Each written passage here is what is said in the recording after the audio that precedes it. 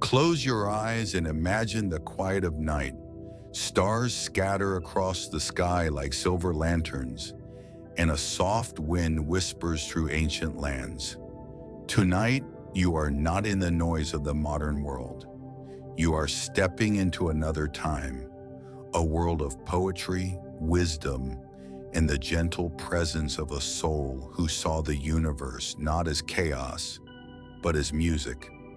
His name was Rumi, and his story begins in the dust of the 13th century, in lands where caravans crossed deserts and cities glowed with lantern light.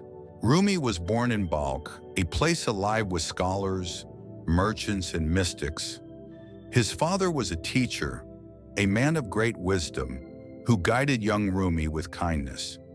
From his earliest days, Rumi was surrounded by words of prayer, philosophy, and poetry. But more than study, Rumi learned the rhythm of silence. He would often sit quietly watching the world move, the way clouds drifted, the way markets buzzed, the way people laughed and wept. In silence, he began to feel that life itself was a story unfolding. When he was still young, his family left Balkh and traveled far. They walked through mountains and deserts, stopping in villages where strangers became friends, and in cities where Rumi listened to the teachings of wise men. It was on this journey that he began to sense something greater than books and lessons. He felt the presence of what he would later call the beloved, a love that lived in everything. Years passed and Rumi grew into a man of knowledge. In Konya, where his family settled, he became a respected teacher. Students gathered around him, eager to learn from his wisdom. He could explain law, scripture, and philosophy with clarity. People admired his intelligence, his calm authority, and his gentle heart. But Rumi, though wise, still felt a hidden longing. He was like a bird who knew how to fly, yet yearned for wind that carried him higher. And then one day, destiny moved. Rumi met a wandering dervish named Shams of Tabriz. Shams was unlike anyone Rumi had ever known. He spoke with fire in his eyes, challenging Rumi to look beyond knowledge and see life itself as divine poetry. Shams asked him, "What is worth more, the words on a page or the fire that burns within the heart?"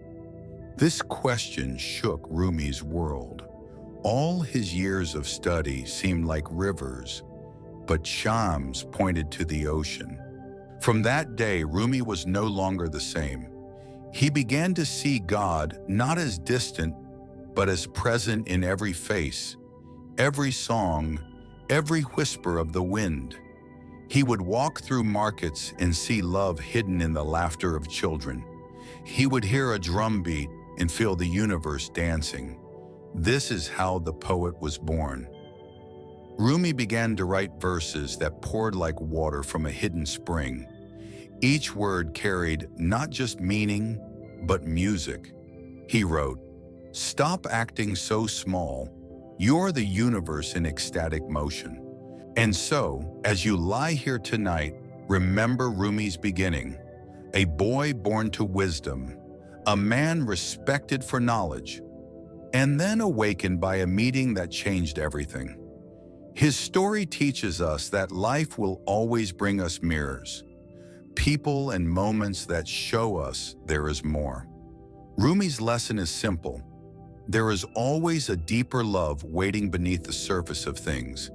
And when we awaken to it, life is no longer a series of events. It becomes a dance. Let this thought guide you into rest tonight, that you too are part of this dance, that within your own heart, the beloved whispers, waiting for you to notice. After meeting Shams, Rumi's heart was like a door suddenly flung open.